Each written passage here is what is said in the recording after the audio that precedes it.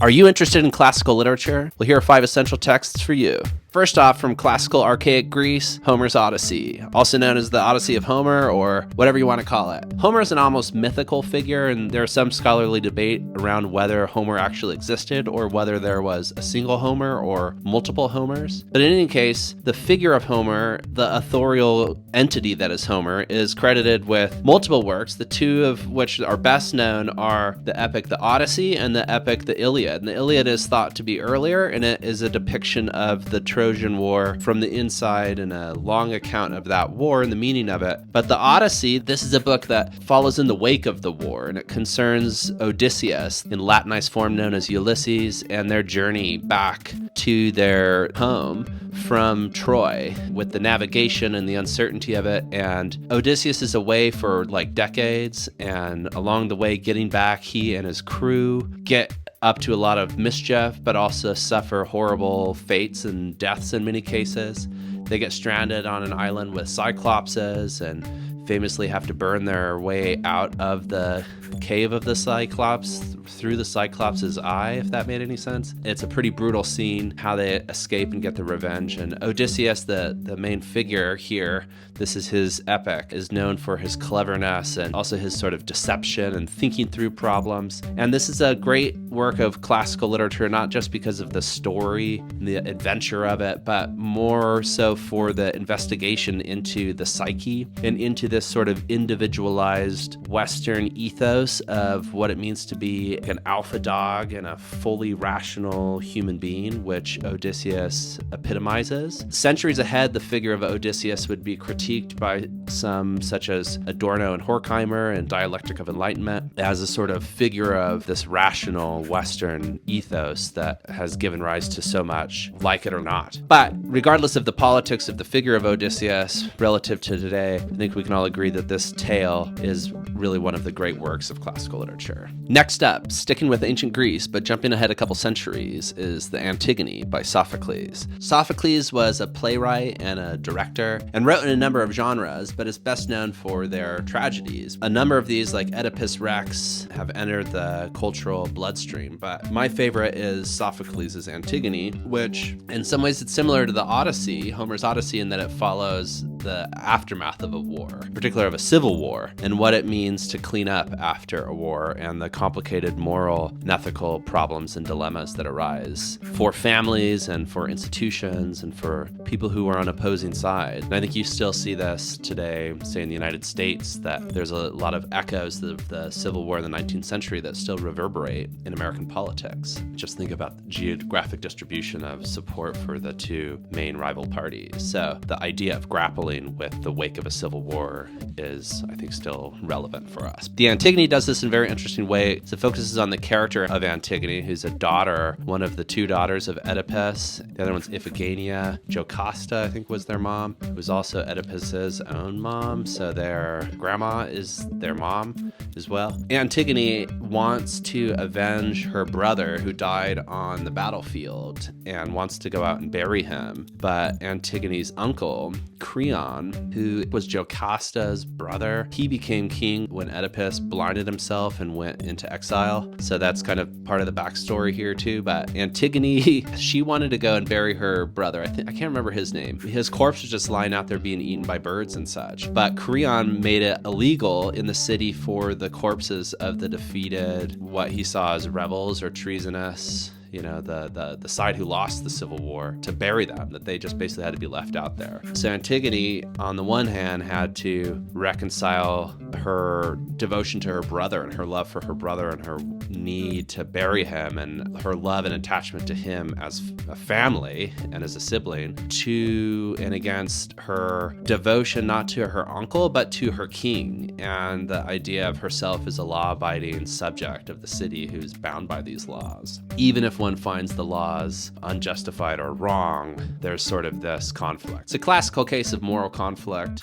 A lot of philosophers throughout history have focused on that conflict. Like, for example, Hegel. Hegel has a treatment of that you also see there in the Phenomenology of Spirit, focuses on this quite a bit in terms of the development of civil law and of civil consciousness and of a different sort of phase in the dialectical process of spirits unfolding in history, that this is an example of where you see this sort of tract, this emergence of a new legal order that isn't based on familial relation, but on an imposed belonging to a state or a city. It's almost like nationalism, like the moving from family-based tribal relationships into a sort of nationalized system. So it's very interesting to consider, and it ends, I won't give away the ending, but it's pretty brutal, and it, you got to read it to find out.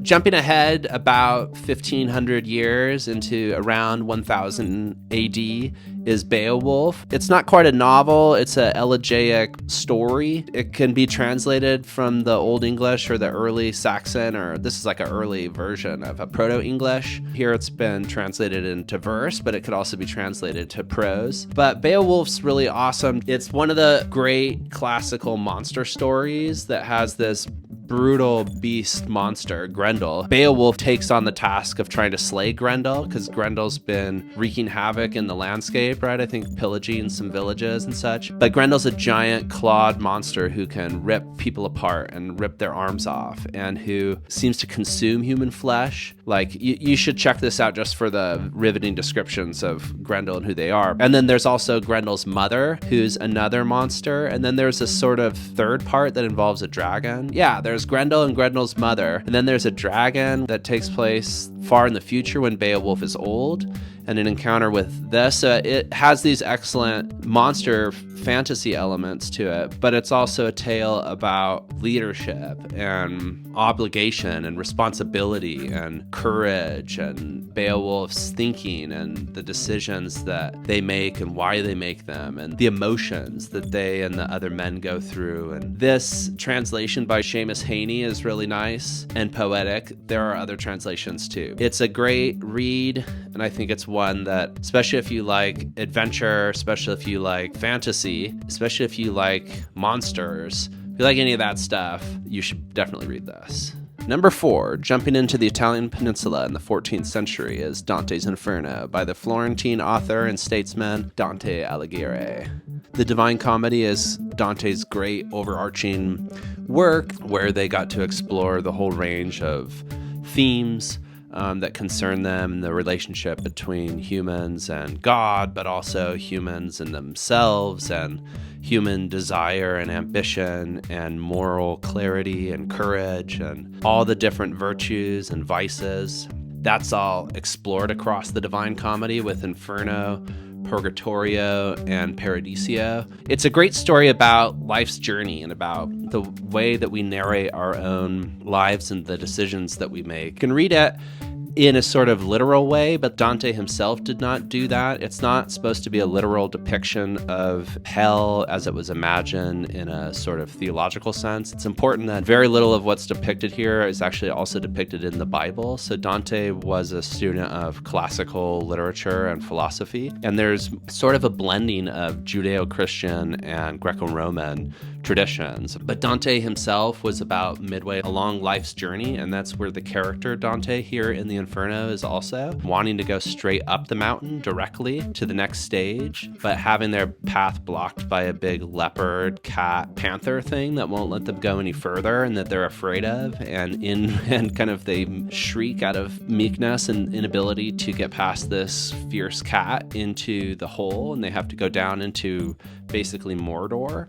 And on their way along to Mordor, they pass under a gate that says, "Abandon all hope, ye who enter here. Abandon all hope, ye who enter here." So it's a sort of pit of hopeless despair. And all along, there's a philosophical question at play about whether we should be hopeful or not, and whether redemption is possible, and at what point have we crossed a line where we can no longer be redeemed. Dante's accompanied by Virgil throughout the narrative and meets Virgil in the upper ring of Inferno, of the pit, which is a limbo, and it's a space where classical figures and authors and personalities who led virtuous lives but who lived before Jesus and could not be baptized or redeemed fully, they still get to live out their existence in a pretty chilled out way, talking with each other and philosophizing and debating and being in society with one another. And that's where Dante encounters Virgil, who was the author of the Aeneid, which is the Roman Latin update of the Odyssey from Homer,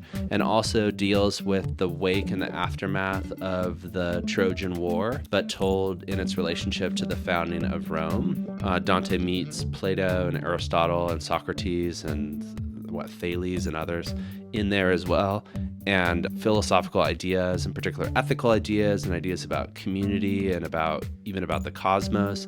All of that permeates here, and there's many references that you can pick up on. But the real importance and the value and the beating heart of the piece is the narrative of the descent and the journey and the moving further and deeper, and of going deeper and deeper into the Inferno, always winding down. And Dante's able to sort of, because he has Virgil with him, he gets like a VIP pass to go backstage throughout all of Inferno, and he gets to meet lots of different demons and monsters and a lot of sinners who are in various stages and concoctions of eternal torment and punishment, some of which are very brutal, and in reading them you literally shiver, like, skin being peeled off. Or I won't describe the specific things, you can read it, but very interesting. Also throughout, Dante's himself confronting his own vices and his relationship to himself and thinking back upon the first half of his life. And so that's really the journey here that's amazing, and that I think makes this a classical universal tale that anybody can relate to who has been along life's journey or who is along life's journey. You can read it in so many different ways.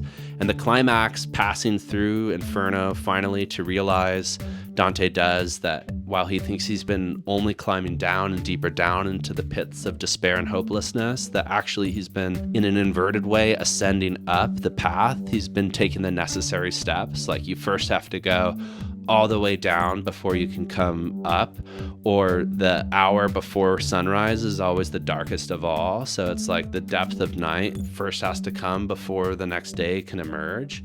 And there's very much that sort of yin and yang flow necessity of the journey that's here as well, that you get that sense in the end once Dante has passed through everything and he's met Lucifer and seen Judas in Lucifer's jaws in this ice cold center point, which is like a big cave lake at the very bottom of Inferno, which isn't then hot at all, but actually ice cold. And Dante passes out this hole that's like a stride in the middle there and pops out and realizes that he's just where he needs to be and that the journey can continue and that he had to go there before he could go further. So there's so much here to enjoy, and I think that whoever you are, wherever you are along life's journey, this is one for you not to miss. Finally, number 5 is Richard II from William Shakespeare. Now, I know what you're thinking. There are many other works of Shakespeare. If I was going to recommend Shakespeare, why not recommend Hamlet or King Lear or Romeo and Juliet or Midsummer Night's Dream or Othello or The Tempest or Taming of the Shrew or any of these other pieces, or his sonnets, or some of the works that have been attributed to Shakespeare but were in fact written by Christopher Marlowe. The reason I chose Richard II is I see it as emblematic of Shakespeare's ability to not just be a wonderful author and an innovator in language and dramatic structure and character, but also an innovator in terms of philosophical ideas. And there are many philosophical ideas and concepts explored and introduced in Shakespeare's works. But here in Richard II, I think we see some of the best work on the relationship of human beings to time and the passing of time, which is one of these great themes in Western literature.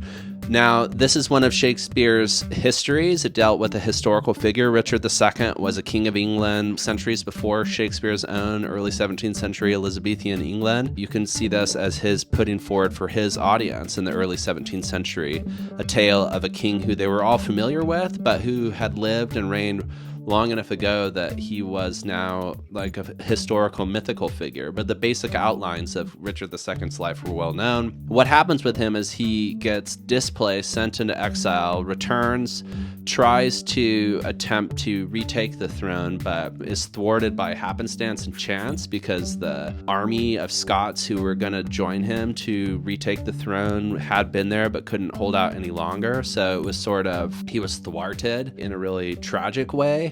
But then Richard II, in his defeat, becomes then a sort of tragic philosophical figure who realizes that human life is that way, and he's imprisoned in his own castle that's then taken over by the competing rival to the throne, who's also his cousin. In that dungeon, he's going to be murdered by one of his former associates, but he doesn't know that now, but he's wasting away there. And this is another book that takes place in the wake of a civil war or of war, like the Odyssey or Beowulf, the Inferno.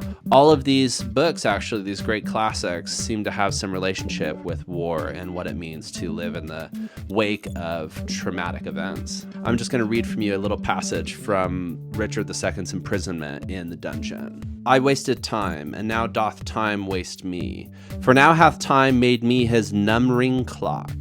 My thoughts are minutes, and with sighs they jar their watches on unto mine eyes, the outward watch, whereto my finger like a dial's point is pointing still and cleansing them from tears.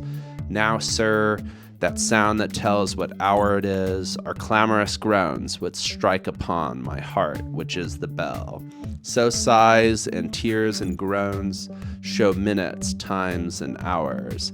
But my time runs posting on in Bolingbroke's proud joy. Bolingbroke was the cousin who took over the throne. While I stand fooling here, his jack of the clock, this music mads me. Let it sound no more, for though it have holp madmen to their wits, in me it seems it will make wise men mad. So I consider this like maybe a existentialist monologue. It's just one example among countless others in Shakespeare's works that really cut to the bone and that are powerful in this really unique way. This last recommendation is more a recommendation to read Shakespeare than just to read this particular work, but I really like this little piece and hope that you enjoyed it too. So I hope you liked this look at 5 classical works of Western literature. Let me know what you thought in the comments, which works you would include, which works do you think I left out? Which of these was your favorite? Are there other works by these authors that you'd recommend? And if you've looked at these works yourself, what are some of your favorite parts? If you liked this video and want to see more, remember to subscribe and like. Thanks for watching. We'll see you for the next one of these, and bye-bye.